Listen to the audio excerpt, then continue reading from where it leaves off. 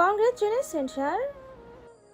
সুপ্ত গম্ভীর হয়ে থ্যাঙ্কস জানায়, তারপর বলে, and also thank you for that. এই কেসের পেছনে আপনার পরিশ্রমটা বেশি ছিল। নিজম মুচকি হেসে সুপ্তর পানে তাকায়। ফর্সা সুঠাম গড়নের পুরুষটির আশেপাশে বেশিক্ষণ থাকলে যেন যে কেউ মেয়ে মুগ্ধ হয়ে পড়বে, তবে পাত্তা পাবে না একটু। সুপ্ত এতক্ষণ তার গাড়ির নিকট পৌঁছে গেছে, তবে নিঝুম দাঁড়িয়ে পড়েছে সিঁড়ির মাঝেই। এখন অবধি সুপ্তর কাজে বাহিরে একটা কথাও বলেনি তার সাথে। হঠাৎ করেই নিঝুমের চেহারার এক্সপ্রেশন পাল্টে যায়। সুপ্তর দিকে এক দৃষ্টিতে তাকিয়ে সে বলে ওঠে, বিশ্বাস করুন সুদর্শন পুরুষ, আপনাকে বাজেভাবে ফাঁসাতে আমার বড্ড হৃদয় পূর্বে। ক্লাসে পৌঁছে ত্রয়ীর চোখজোড়া বন্যির সন্ধানে ব্যস্ত। লাঞ্চ ব্রেকে চোখ পড়তেই ত্রয়ী বন্যিকে দেখতে পায়। কানে ইয়ারফোন গুঁজে ছ্যাঁকা খাওয়া মহিলাদের মতো বসে আছে। ত্রয়ী দ্রুত হেঁটে ওর পাশে এসে বসে। বন্যির ওর দিকে ঢং করে করুণ চোখে তাকায়। বন্যি ত্রয়ীর উদ্দেশ্যেই বলে ওঠে, ও মাইয়া রে তুই অপরাধী রে, আমার যত্নে ঘোরা ভালোবাসা দে ফিরাইয়া দে। ত্রয়ী আচমকা বন্যির গালে ঠাস করে চড় বসায়, তারপর কটমট করে তাকিয়ে বলে, তোর ড্রামা বন্ধ কর ফাজিল, 2 দিনের নোটগুলো দে আমাকে। বন্যির গালে হাত দিয়ে বিস্ফোরিত নজরে ত্রয়ীর দিকে তাকায়, তারপর বিস্ময় নিয়েই বলে ওঠে, তুই আমাকে এইভাবে মারতে পারলি ভাই? এই তো লজ্জা করে না? বন্যি বরাবরের মতো দাঁত কেলিয়ে হেসে বলে ওঠে। না। ত্রয়ী বিরক্ত হয়ে অন্যদিকে তাকায়। গত 5 বছর যাবৎ বন্যি নামক প্রাণীটির জঘন্য অভিনয় সহ্য করে এসেছে সে। এই মেয়ে 2 দিন পর পর ক্রাশ খায় আর ক্রাশে ওর মন ভেঙে চূর্ণ করে দিয়ে বিয়ে করে ফেলে। এই তো রুমমেটের কেসে আদালতে গিয়ে সুপ্তর উপর ক্রাশ খেয়েছিল, এখন তারও বিয়ে হয়ে গেছে, তাও আবার বান্ধবীর সাথে। ক্লাস শুরু হওয়ায় চুপচাপ মনোযোগ দেয় ত্রয়ী। বন্যি ইয়ারফোন খুলে রেখে দেয়। আজ ক্লাস নিচ্ছে doctor Sayan, the most famous person of college. আজকের ক্লাসরুম একদমই কানায় কানায় পূর্ণ, তার কারণ হচ্ছে ডক্টর সায়ন। বন্যি হঠাৎ ত্রয়ীর কানে ফিসফিস করে বলে ওঠে, ভাই, তোর নাহান ক্রাশের বিয়ে হয়ে যাওয়ার ব্যথা ভুলে যাব, বাট স্বয়ং স্যারের কি হবে? তোর বিয়ে হয়ে গেছে এটা জানার পর উনি নিশ্চয় বাপ্পা রাজের সেই বিখ্যাত ডায়লগ দেবে। এ হতে পারে না, এ আমি বিশ্বাস করি না। ত্রয়ী না চাইতেও ফিক করে হেসে ওঠে। মুখ টিপে হাসতে হাসতে এখনকার মতো বন্যিরকে আর মুখটা বন্ধ রাখতে বলে সে। ক্লাস শেষে বন্যির থেকে নোটগুলো নিয়ে বাইরে বেরোয় ত্রয়ী, তবে পুরুষালী এক সম্বোধন এসে না চাইতেও দাঁড়িয়ে পড়ে। ত্রয়ী পেছন না ফিরেই বুঝতে পারে লোকটা কে, ডাক্তার সায়ন। একবার ক্লাসে ঘুমিয়ে পড়েছিল ত্রয়ী, আর সেই দিন ছিল সায়নের ক্লাস। সেই দিন থেকে সায়ন ত্রয়ীর উপর নজর পড়ছে, আর সেই দিন থেকেই তাকে রূপাঞ্জলা সম্বোধন শব্দটি করছে। ত্রয়ী পেছন ফিরেই তাকাতেই সায়ন বলে ওঠে, হোস্টেল কেন ছেড়ে দিছি এটা আপনাকে বলতে হবে? আমার বিয়ে হয়েছে, শ্বশুরবাড়িতে থাকি, তাই হোস্টেল ছেড়ে দিয়েছি। মনে মনে উক্ত কথাখানা বললেও মুখ থেকে কিছু উচ্চারণ করে না ত্রয়ী, ছোট্ট করে বলে, এমনি। সায়ন ত্রয়ীর দিকে এগিয়ে এসে দুঃসাহসিক একটা কাণ্ড করে বসে। ত্রয়ীর এলোমেলো চুল গুজে দেয় কানের পিঠে। এহেন কাজে বেশ রাগান্বিত হয় ত্রয়ী। রক্তচক্ষু নিয়ে তাকিয়ে 2 পা পিছিয়ে আসে তৎক্ষণাৎ। ত্রয়ীর এই ব্যবহারে অপ্রস্তুত হয়ে পড়ে সায়ন। তার ধারণা ছিল সে যেন ত্রয়ীকে ভালোবাসে, ত্রয়ী হয়তো তাকে পছন্দ করে, তাই দুঃসাহসিক এই কার্য করেছে সে। ত্রয়ীর বর্জ্যকণ্ঠে কিছু বলতে যাবে, তার আগে পেছন থেকে পুরুষালী আওয়াজ ভেসে আসে, কোনো মেয়ের গায়ে হাত দেওয়ার আগে জেনে নেওয়া উচিত সে হয়তো কারো সহধর্মিণী, নাকি আপনি এভাবেই মেয়েদের অস্বস্তিতে ফেলতে ভালোবাসেন মিস্টার সায়ন? ত্রয়ী তৎক্ষণাৎ পেছন ফিরে যায়। দৃষ্টিতে ভেসে ওঠে ইন করা শুভ্র শার্ট, কালো প্যান্ট পরিত এক যুবক। ত্রয়ী মুখ দিয়ে আপনা আপনি বেরিয়ে আসে, আমি আপনার কথার অর্থ বুঝলাম না মিস্টার। বাংলায় বলেছি, না বোঝার তো কথা নয়। মাঝে মাঝে আমরা ইচ্ছে করেই কিছু কথা বুঝতে চাই না। সুপ্তর শেষাক্ত বাক্যটুকু তাচ্ছিল্য নিয়ে শেষ করে ত্রয়ীর পানে চায়। হালকা গোলাপি সালোয়ার কামিজ আর গলায় সাদা ওড়না ঝোলানো রমণী শটান হয়ে দাঁড়িয়ে। সুপ্ত ওর দিক থেকে দৃষ্টি সরিয়ে শয়নের পানে চায়। শয়ন সুপ্তর বলা কথাখানা একবার মনে মনে আওড়ায়, তারপর কপাল ও ভ্রু কুচকে বলে ওঠে, কারো সহধর্মিনী মানে you still and married and who are you? ওই আমার স্টুডেন্ট, ওর সাথে কথা বলছিলাম আমি। এর মাঝে আপনি আগ্রা দিচ্ছেন কেন? শয়নের কথা বলার ধরনে মেজাজ উষ্ণ হয়ে ওঠে সুপ্তর। চোয়াল হয়ে আসে শক্ত শক্ত চোখে শয়নের দিকে তাকিয়েই বলে ওঠে, আমি কে সেটা আপনাকে বলতে বাধ্য নই। আমি স্টুডেন্টদের সাথে এমন ব্যবহার করেন আপনি? তাদের বিনা অনুমতিতে টাচ করে তাদের অস্বস্তিতে ফেলেন? ক্যা বাত হে! Mind your language. আপনি আমার উপর আজে বাজে দোষারোপ করতে পারেন না। ত্রয়ী সুপ্তের পাশে দাঁড়িয়ে চুপচাপ আর চোখে সুপ্তের ভাবভঙ্গি লক্ষ্য করছে। ডাক্তার সায়নকে তার একদমই পছন্দ নয়। তাকে এইভাবে সুপ্তের কথায় পৃষ্ঠে হতে দেখে মনে মনে খুশি হলো, একটু ভয়ও হচ্ছে তার। পাছে না আবার সুপ্ত বলে বসে, আমার উপর দোষ চাপিয়ে নিজে এসব কি করে বেড়াও?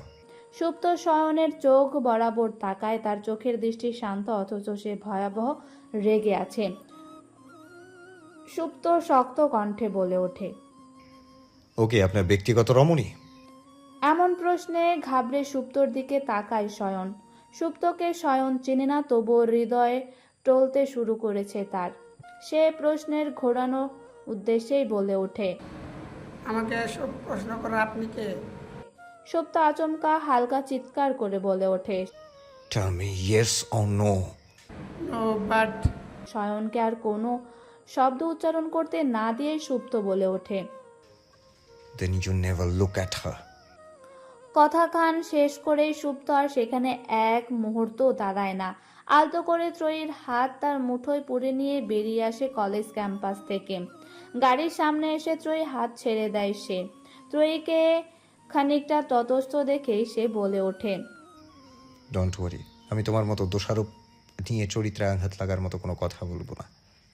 সুপ্ত অতি শান্ত স্বরে বলেছে দেখে ত্রয়ী একটা শব্দ উচ্চারণ না করে গাড়িতে গিয়ে বসে। তারপরে সুপ্ত ড্রাইভিং সিটে বসে বিকট শব্দের দরজা লাগায়। আচমকা এমন হয় চমকে উঠে ত্রয়ী। তবে কিছু মুহূর্ত পর হতে মনে মনে আনন্দও পায় ত্রয়ী। এখন উনি বুঝেছেন একান্ত ব্যক্তিগতভাবে আমরা যাকে চাই তার পাশে অন্য কাউকে কেমন লাগে। হঠাৎ সুপ্তের ফোন কল আসে, কিন্তু সুপ্ত যেন সেটা শুনতেই পায়নি, এমনভাবে ড্রাইভিং করছে। ফোন বাজতে বাজতে এক সময় কেটে গিয়ে লক স্ক্রিনে ভেসে আসে। ত্রয়ী বাঁকা চোখে ফোন স্ক্রিনে চোখ রাখতে আবছা আবছা ভাবে এক রমণীর প্রতিচ্ছবি দেখতে পায়। লেমন কালারের সালোয়ার কামিজ পরিহিত রমণীর কোলে বাচ্চা নিয়ে রাস্তার মাঝখানে হাঁটছে। সম্ভবত রাস্তায় পার হচ্ছিল। ত্রয়ী ভালোভাবেই দেখতে যাবে, তখনই ফোনে আলো নিভে আসে। ত্রয়ী এবার সুপ্তের মুখ পানে তাকিয়ে তারপর ফোনের দিকে দৃষ্টি সরিয়ে বাইরের দিকে তাকিয়ে ভাবে, কেন মনে হচ্ছে মেয়েটা আমি? কিন্তু এটা কি করে সম্ভব? বাড়িতে পৌঁছে রুমে আসতেই কালকে নিয়ে আসার বিড়াল ছানা সুপ্তের পায়ের কাছে ঘুরঘুর করতে করতে মিউ মিউ শব্দ করে ডাকে। ত্রয়ী তার নাম দিয়েছে পিঙ্কু। বাচ্চাটা কালকে শুধু শুয়ে থাকলেও তার সাথে বড্ড চঞ্চলতা প্রদর্শন করেছে। সুপ্তর পায়ে ঘেঁষে এটেনশন পাওয়ার আপ্রাণ চেষ্টা করছে সে, কিন্তু সুপ্ত পিঙ্কুকে ওর কাছে আসতে দেখে দ্রুত সেই স্থান ত্যাগ করে। অবশেষে পিঙ্কুকে ক্লান্ত হয়ে বসে থাকতে দেখে ত্রয়ী কোলে এনে ঘুম পাড়িয়ে ওর জন্য বানানো ঘরে রেখে দিয়েছে। সন্ধ্যায় ঘুম থেকে উঠে আবারও সেই একই কাণ্ড। সুপ্ত বিছানায় বসে বসে ল্যাপটপে কাজ করছিল আর ত্রয়ী ছিল সুপ্তের পড়ার টেবিলে বসে বসে পড়ছিল। ত্রয়ী পিঙ্কুকে নিয়ে ওর পাশে রেখে দিয়েছে ত্রয়ী, কিন্তু পাজি বাচ্চাটা কখন যেন সুপ্তের কাছে গিয়ে ফের মিউমিউ করছিল। ত্রয়ী ওর অবস্থা দেখে হতাশ হয়, পিঙ্কুর কাণ্ডে অবলম্বন করে। যারা আমাদের পেছনে পাগল হয়ে তাদের পাত্তা দিতে আমরা নারাজ, অথচ যাদের কাছে আমাদের একটু মূল্য নেই আমরা তাদের পেছনেই দৌড়াবো। পিঙ্কুরই হয়েছে এমন অবস্থা। ত্রয়ী সুপ্তর দিকে না তাকিয়ে বইয়ে মগ্ন থেকে শাসিয়ে বলে ওঠে, বাচ্চাটা কষ্ট পাচ্ছে আপনি দেখছেন না? তখন থেকে আপনার পিছনে পিছনে ঘুরছে। একটু গায়ে হাত বুলালে কি হবে? হাত কি ফোসকা পড়ে যাবে আপনার? সুপ্ত ল্যাপটপ থেকে দৃষ্টি সরিয়ে ত্রয়ীর দিকে তাকায়। মেয়েটা তার পিঠ পিঠ ঘুরিয়ে বসেছে, লম্বা বেনুনি দুলছে একটু পর পর। পিঙ্কু তৎক্ষণাৎ সুপ্তর কোল দখল করে নিয়েছে। সুপ্ত ওর গায়ে সংকোচ সহিত আলতো করে হাত বুলায়। কিছুক্ষণ হাত বোলাতেই ঘুমিয়ে পড়ে পিঙ্কু। সুপ্ত তা দেখে স্মিত হাসে। ছোটবেলায় একবার বিড়াল কামড় খাওয়ার ইঞ্জেকশন দিতে হয়েছিল, সেই থেকেই বিড়াল ধারের কাছেও ঘেঁষে না সে। বহু বছর পর আবার ছোট্ট একটা বিড়ালের সংস্পর্শে এসে ভেতরে জমে থাকা ভয়ের অন্ত ঘটে। ত্রয়ী পাশ ফিরে একবার তাকিয়ে দেখে সুপ্ত মাথা নিচু করে পিঙ্কুর দিকে তাকিয়ে আছে। পিঙ্কুটাকে কি আদরে ভাবে শুয়ে আছে সুপ্তর কোলে। উষ্ণতা পেয়ে ত্রয়ী মৃদু হেসে ফের বইয়ে মনোযোগ দেয়। সুপ্ত এবার মাথা তুলে ত্রয়ীর পানে তাকায়। চোখে পড়ে থাকা চশমার ওপর দিয়ে ঠেলে দিয়ে বিড়বিড় করে বলে ওঠে, তুমি একটা বোবা প্রাণীর কষ্ট বুঝলে, অথচ এই অধম মনুষ্য যে কষ্ট পাচ্ছে সেটা বুঝলে না বধূ সাহেবা। পরের দিন সকালে সকলেই তাড়াতাড়ি উঠে রান্না বান্নার কাজ সে লেগে পড়ে। ত্রয়ী শাশুড়ি আর কাকি শাশুড়ির কাজ এগিয়ে দেয়। ত্রয়ী রান্না বান্না তেমন একটা পারে না বললেই চলে। লাইফ থেকেই সে হোস্টেলের বাসিন্দা। এখন বিয়ের পর মুক্তি পেলেও সেখানে থেকে হোস্টেলের খাবার দাবার দরুন রান্নাবান্না শেখার প্রয়োজন মনে করেনি সে। রান্না শেষ হলে ত্রয়ীর রুমে গিয়ে তৈরি হতে আর মিনিকে তৈরি করতে বলেন মিসেস সুদ্রিত। ত্রয়ীর রুমে এসে গোসল সেরে তৈরি হয়ে নেয়। লাল সাদা মিশ্রণে একটা শাড়ি পরে নেয় সে। সাদা রঙে মাঝারি ঝুমকো পরে লোচনে কাজল লেপটে নেয়। ঠোঁট দুটো খয়েরি রঙের কৃত্রিমতায় রাঙায়। তারপর মাথায় খোপা করে ঘর থেকে বেরিয়ে আসে। দোতলার সিঁড়ি বেয়ে হাঁটতে হাঁটতে ড্রয়িং রুমে তাকাতেই সুপ্তকে দেখতে পায় ত্রয়ী। কালো রঙের টি শার্ট পরিহিত যুবকের হাতে মিষ্টান্নর বাক্স। ঘামে ভিজে ঘাড়ের দিকে টি শার্ট শরীরের সাথে লেপ্টে আছে। সুপ্ত রান্নাঘরে গেলে ত্রয়ীর উকিঝুঁকি দিয়েও তাকে দেখতে পায় না। তারপর ব্যর্থ দৃষ্টিতে তাকিয়ে মিনির দরজায় নক করে ত্রয়ী। মিনি বলে ওঠে, আরে ভাবি, এসো এসো, অনুমতি নেওয়ার কি আছে? তুমি তো আমাদেরই ঘরের লোক।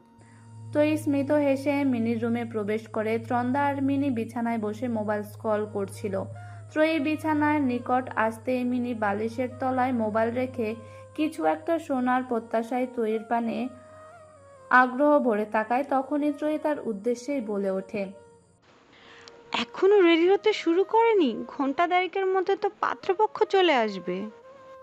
আরে ভাবি, এই কথাটা শোনার জন্য কখন থেকে অপেক্ষা করছি, কিন্তু তোমরা বলার আগেই যদি রেডি হয়ে থাকতাম তবে তোমরা ভাবতে আমি বিয়ের জন্য পাগল হয়ে গেছি। এখন তো বলে দিয়েছো, আমি ফটাফট রেডি হয়ে আসছি। মিনি বলতে দেরি, কিন্তু ড্রেস নিয়ে বাথরুমে ঢুকতে দেরি হয় না। তার কাণ্ড দেখে ত্রয়ী মুখ টিপে হাসে। তাকে হাসতে দেখে তন্দা বলে ওঠে, আচ্ছা ভাবি, একটা প্রশ্ন করি। ত্রয়ী তন্দার পাশে বাবু হয়ে বসতে বসতে বলে, নিঃসংকোচে বলো। ওই দিন বেলাপুর থেকে ঝগড়া লাগার সময় ভাইয়া বলেছিল তুমি শুধু মায়ের পছন্দ করা মেয়ে নও। তবে কি ভাইয়া আর তোমার মাঝে বিয়ের আগে কিছু ছিল? আই মিন গোপনে কিছু, যেমনটা মিনি আর ওকে যে দেখতে আসবে সে ছেলেটার মাঝে আছে? ত্রয়ী বিস্মিত চোখে তন্দার পানে চায়। তন্দা ত্রয়ীর উত্তরের আশায় কৌতূহলী হয়ে তাকিয়ে, কিন্তু ত্রয়ী কোনো উত্তর না দিয়েই বলে ওঠে, মিনিকে দেখতে আসা পাত্রপক্ষের ছোট ভাইয়ের স্থানে ডাক্তার শয়নকে দেখে বেশ অবাক হয় ত্রয়ী। বাঁ হাত তার শাড়ির আঁচলের সৌন্দর্য রক্ষায় কার্যরত, তাই ডান হাতে কপাল চেপে ধরে ত্রয়ী। শয়নের দৃষ্টি এখনো তার দিকে পড়েনি, কেননা সে দোতলায় অবস্থানরত। নিচের পরিবেশ প্রত্যক্ষ করে তারপর মিনিকে পাত্রপক্ষের সামনে হাজির করানো হবে, তাই ত্রয়ী এদিকে উকি মারতে এসেছিল। ড্রয়িং রুমে সোফায় বসানো হয়েছে পাত্রপক্ষের বাড়ি থেকে আসা লোকদের। সামনে সাজিয়ে দেওয়া হয়েছে ফল মূল, মিষ্টি জাতীয় খাবার ও শরবত। আত্মীয়দের মাঝে বেশ কয়েকজন শরবত ও মিষ্টি খাওয়ার পর নিজ থেকে বেলা এসে খবর দেয় মিনিকে নিয়ে যেতে বলেছে। ত্রয়ী উকি দিয়ে সে বিরক্তি মুখে এখানে বসেছিল। বেলাকে দেখে সোজা হয়ে বসে সে। তারপর বেলা মিনিকে নিচে যাওয়ার কথা বলতে মিনি এসে এক প্রকার ত্রয়ীকে খামচে ধরে, বলে ওঠে, আমি ত্রয়ী ভাবির সাথেই নিচে যাব, উনি মুরব্বী মানুষ। ত্রয়ী নিজেকে মুরুক্কু ভেবে ভ্রু কুচকায়, তারপর করুণ স্বরে বলে ওঠে, না গেলে হবে না? তন্দ্রা, বেলা ওদের সাথে যাও। মিনি দৃঢ় কণ্ঠে বলে ওঠে, না হবে না, আসো। কেন? তোমার কি মনে হয় আমরা তোমার থেকে বেশি মুরব্বী টাইপের? ওকে নিয়ে পাত্রপক্ষের সামনে যাবে, এত এত ঢং করার কি আছে? আজব মহিলা। বেলার কটাক্ষ করে বলা কথা শুনে ত্রয়ী করুণ চোখ মুখ মুহূর্তে বদলে যায়। এমনিতেই তার মতো যুবতী রমণীকে মুরব্বী বলে সম্বোধন করেছে, তার উপর আবার বলা হচ্ছে সে ঢং করছে। ত্রয়ী কি উত্তর দিবে না? অবশ্যই দিবে। বার্থ সার্টিফিকেট ঘেটে দেখো বেলা, কার বয়স বেশি। আর তুমি এমনভাবে আমায় বয়স্ক মিন করছো যেন আমার বিয়ের বয়সী বাচ্চা কাচ্চা আছে। বার্থ সার্টিফিকেট ঘাটার কোনো প্রয়োজন আছে? আমার মুখের কথাই যথেষ্ট। অবশ্যই আমি তোমার থেকে ছোট। বেলার কথা শুনে তাচ্ছিল্য হেসে ত্রয়ী বলে, যে একবার জানে সামনের মানুষটা মিথ্যে কথা বলে, দ্বিতীয়বার তাকে কেবল বোকারাই বিশ্বাস করে। তারপর বসা থেকে উঠে দাঁড়ায় ত্রয়ী। মিনির হাতে আলতো করে ধরে দরজা খুলে তাকে নিয়ে বেরিয়ে আসে সে। ত্রয়ীর ইঙ্গিতপূর্ণ অপমানে বেলা থমথমে মুখে নিজেও ঘর থেকে বেরিয়ে আসে। ত্রয়ী মিনিকে পাত্রপক্ষের সামনে সোফায় বসিয়ে দেয়। তাকে দেখে মিসেস সুদৃত বলে ওঠেন, আমার ছেলের বউ। সায়ন স্বাভাবিকভাবে তাকালেও ত্রয়ীকে দেখে থমকে যায়। সে যেন ভুল শুনেছে, তাই মিসেস সুদৃতের উদ্দেশ্যে বলে ওঠে, ও আপনার ছেলের বউ? মিসেস সুদৃত মাথা উঁচু নিচু করে হ্যাঁ বোঝালেন। সায়নের মুখশ্রী কিছুটা বন্যির ভাষ্যমতে বাপ্পারাজের সেই বিখ্যাত কষ্টের ডায়লগের মতোই হয়। সে এটা বিশ্বাস করতে পারছে না। কালকে সুপ্ত যখন ত্রয়ীকে হাত ধরে টেনে নিয়ে এসেছিল, তখনই সে ত্রয়ীর প্রেমিক টাইপ কিছু হবে বলে ধারণা করেছিল, কিন্তু স্বামী, এটা তার ধারণার বাহিরে ছিল। বাহ মিস ত্রয়ী, এটাই তবে তোমার হোস্টেল ছাড়ার কারণ? কেননা এখন তোমার পার্মানেন্ট জায়গা হয়ে গেছে। ত্রয়ী রান্নাঘরে এসেছিল সালাদ নিতে। সব টেবিলে সাজিয়ে দেওয়া হলেও এটা দিতে ভুলে গেছেন শাশুড়িরা। সেটা লক্ষ্য করে ত্রয়ী আগে ভাগে রান্নাঘরে চলে এসেছিল, কিন্তু এখানে পেছন পেছন যে সায়ন চলে আসতে পারে সেটা কল্পনাও করেনি ত্রয়ী। তাই অবাক নয়নে পেছন ফিরে তাকায় ত্রয়ী। শাড়ি পরিহিত ত্রয়ীকে ভালো করে লক্ষ্য করে সায়ন মুগ্ধ হয়। যাকে এতদিন মনে মনে এই রূপে দেখার বাসনা ছিল, তাকে অন্যজনের স্ত্রী হিসাবে কল্পিত রূপে দেখে বুকে চিনচিন ব্যথা অনুভব হয় সায়নের। ত্রয়ীর পানে তাকিয়ে কণ্ঠে এক দলা কষ্ট নিয়ে বলে ওঠে, অথচ আমার বাড়িতে এই রূপে দেখবো বলে কল্পনা করে এসেছে এতদিন। আমাকে নিয়ে কল্পনা করুক এটা তো আমি বলিনি, আর না এমন কোনো ইঙ্গিত করেছি যার দ্বারা বোঝায় আমি আপনাকে পছন্দ করি। দোষারোপমূলক কথাবার্তা বলবেন না। নিজের ওপর বিনা কারণে দোষ পড়ছে দেখে শক্ত কণ্ঠে জবান নাড়ে ত্রয়ী। সেদিক থেকে ত্রয়ী বুঝতে যার আঘাত করার উদ্দেশ্যই কথা বলেছে তাদেরকে কথাতে আঘাত করতে হয়, সেই দিন থেকেই নিজের নামে শোনা একটা অপবাদ শব্দও সে চুপচাপ সহন করে নেয়নি। কিন্তু তুমি তো বুঝতে আমি তোমাকে পছন্দ করি, তাহলে তো উনি না। কেননা আপনি মুখে স্বীকার না করলেও মনে মনে অপমানিত হইতেন। হয়তো এটাও বলতেন, এটা তুমি ভাবলে কি করে রূপাঞ্জল, আমি তোমাকে নিয়ে এমনটা ভেবেছি। কিন্তু আপনার তো বোঝা সরে যাওয়া উচিত ছিল। যখন আপনার ক্লাসে একবার সকলের মাঝে থেকে বলেছিলাম নিজ কলেজের টিচার বা বর হয়ে যাবে, এটা আমার পছন্দ নয়, এতটাও তো অবুঝ নন আপনি। ত্রয়ীর কথার যুক্তির গভীরতা পরখ সায়ন উত্তরে বলার মতো কিছুই খুঁজে পায় না। ঠোঁট এলিয়ে হেসে বলে ওঠে, Only a strong man can handle a strong woman. Weak man always say she has attitude. আচমকা পুরুষালী কণ্ঠে উক্ত বাক্যখান ভেসে আসলেও সায়ন চট করে পেছনে ফিরে যায়। সাদা শার্ট পরিহিত, কালো প্যান্ট পরিহিত সুদর্শন যুবকটি যে কালকে তার সাথে তর্ক করার যুবকটি, এটা এক দেখাতেই ধরে ফেলে সায়ন। সুপ্ত এসে শয়নের মুখোমুখি দাঁড়ায়, পকেটে এক হাত ঝুলিয়ে রেখে আরেক হাত শয়নের দিকে বাড়িয়ে দিয়ে বলে, I'm advocate সুপ্ত রেহনওয়াজ, মিনির বড় ভাই, and she is my missus. আপনি পাত্রের ছোট ভাই, রাইট? শয়ন তাকে করা সূক্ষ্ম অপমান দাঁতে দাঁত চেপে হজম করে নিয়ে হ্যান্ডশেক করে। ত্রয়ী খেয়াল করে সুপ্ত শয়নকে আজকে প্রথম দেখছে এমন আচরণ করছে। আপনার জন্য সকলে ডাইনিংয়ে ওয়েট করছে, ইউ শুড গো নাও। শয়ন এক পলক ত্রয়ীর দিকে তাকিয়ে ড্রয়িং রুমের উদ্দেশ্যে পা বাড়ায়। সে চলে যেতেই সুপ্ত ত্রয়ীকে ভালো করে অবলোকন করে, তারপর শান্ত কণ্ঠে বলে ওঠে, বাড়িতে কোনো পুরুষ মেহমান আসবে শুনলে যত পারো সিম্পল হয়ে থাকার চেষ্টা করবে।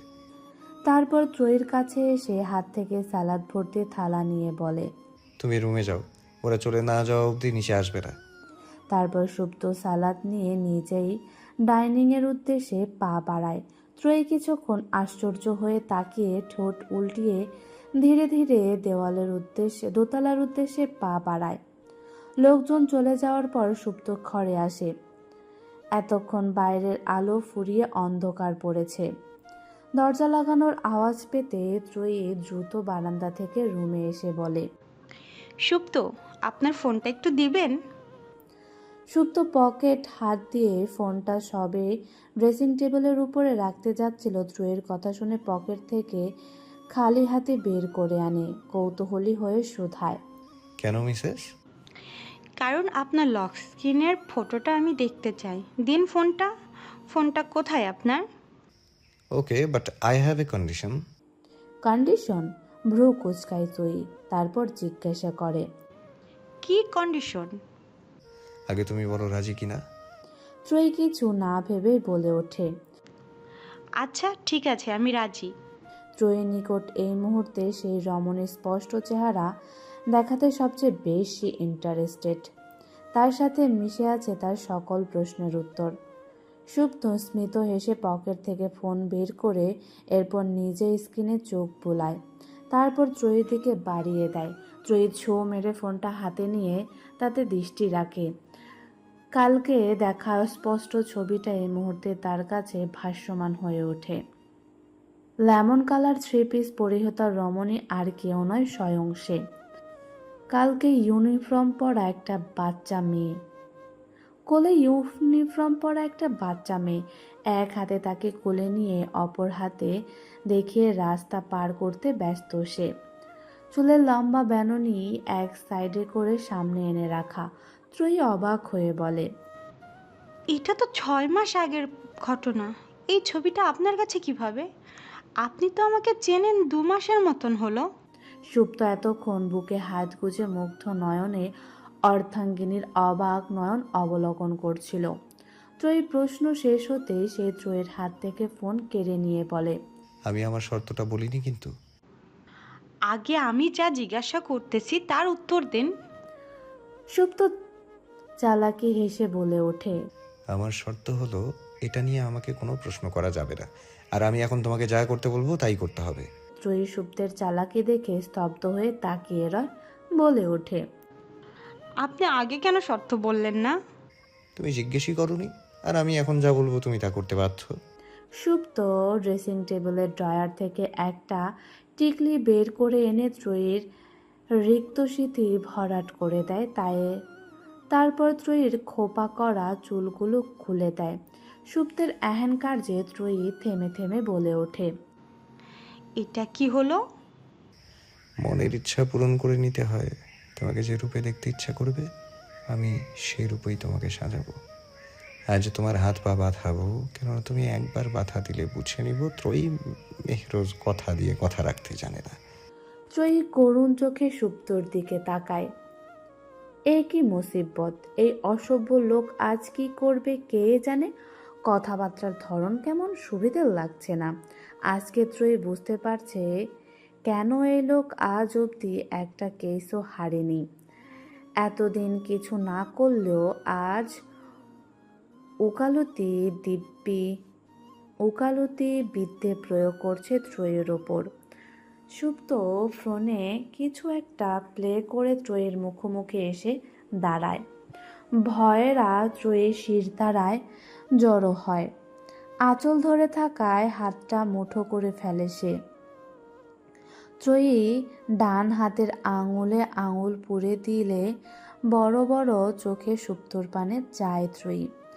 কিন্তু সুপ্তের আরেক হাত স্পর্শ করে উন্মুক্ত পেটে পড়তেই সমস্ত দেহ শিরশির করে ওঠে তার।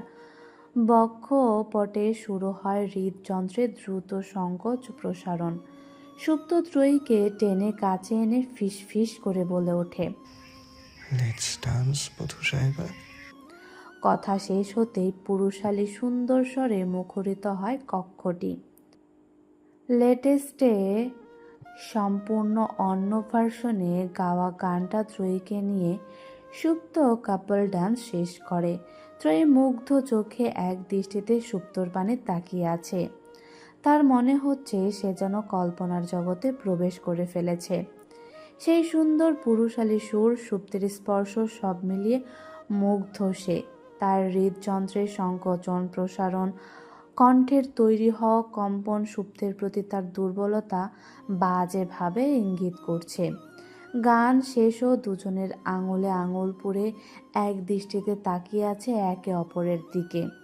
ত্রয়ীর চোখের সমস্ত তেজ ধূলিসাৎ হয়ে মায়াময় হয়ে উঠেছে। সুপ্তের প্রগাঢ় চাহনি বুঝিয়ে দিচ্ছে তাকে। কোমরের ওপরে সুপ্তের স্পর্শ তাকে নাজুক করে তুলেছে। সুপ্ত হঠাৎ কানের কাছে ফিস ফিস করে বলে ওঠে, জানেন বধূ সাহেবা, 4 মাস আগে এটা আপনার উদ্দেশ্যে রেকর্ড করি আমি। সুপ্তের কথায় ত্রয়ী অবাক হয়ে তাকায়, করুণ চোখে চেয়ে বলে ওঠে, কখন থেকে চেনেন আপনি আমায়? সুপ্ত বাঁকা হেসে বলে ওঠে, নো মোর কোশ্চেন, রিমেম্বার কি বলেছি আমি? ত্রয়ী আরও করুণ চোখে সুপ্তর পানে চায়। সুপ্ত ত্রয়ীকে লজ্জায় বাজেভাবে ফেলার জন্য বলে ওঠে, বউ, let's create some most romantic scenes. সুপ্তের হাতে আঙুলের ভাঁজে ত্রয়ীর আঙুল আবদ্ধ। কোমরে সুপ্তের মোলায়েম স্পর্শ, দুজনের মাঝে 2 ইঞ্চি পরিমাণ ব্যবধান। ত্রয়ী কাজল ঘেরা নেত্রদ্বয়ের মুগ্ধতা লেপ্টে। সুপ্ত নামক শুদ্ধ পুরুষের শুদ্ধতায় সিক্ত তার হৃদয়। ত্রয়ী সুপ্তের চোখ বরাবর দৃষ্টি রেখে বলে, mister Supto Renwaz, do you know what is the most romantic thing in love? Supto ত্রয়ীর দিকে ঘোর লাগা দৃষ্টিতে চেয়ে ত্রয়ীকে নিজের সাথে মিশিয়ে নেয়। তারপর মন্ত্রমুগ্ধ ঘোর লাগা কণ্ঠে বলে, টেল মি হোয়াট। ত্রয়ী সুপ্তের গম্ভীর চোখ জোড়ায় দৃষ্টি রাখে। সুপ্তের সাথে এখন একদম লেপ্টে আছে সে। শুকনো একটা ঢোক গিলে সে বলে ওঠে, দ্য আই কন্ট্যাক্ট। যখন দিবসের পরম্ভের শুরু, প্রকৃতিতে আধার নিঃশেষ হয়ে দিবাকরে দ্রুতে ছড়িয়ে পড়তে আরম্ভ করেছে সেই মুহূর্তে ঘুম ভাঙে ত্রয়ীর। তার কোমল দেহের ওপর ভারী অর্ধনগ্ন পুরুষ দেহ শুয়ে আছে। বোধগম্য হতেই তড়াক করে চোখ মেলে তাকায় ত্রয়ী। অন্ধকারচ্ছন্ন কক্ষটা, বেলকনি থেকে আসা ক্ষীণ আলোতে কোনো কিছুই ভালোভাবে দৃশ্যমান নয়।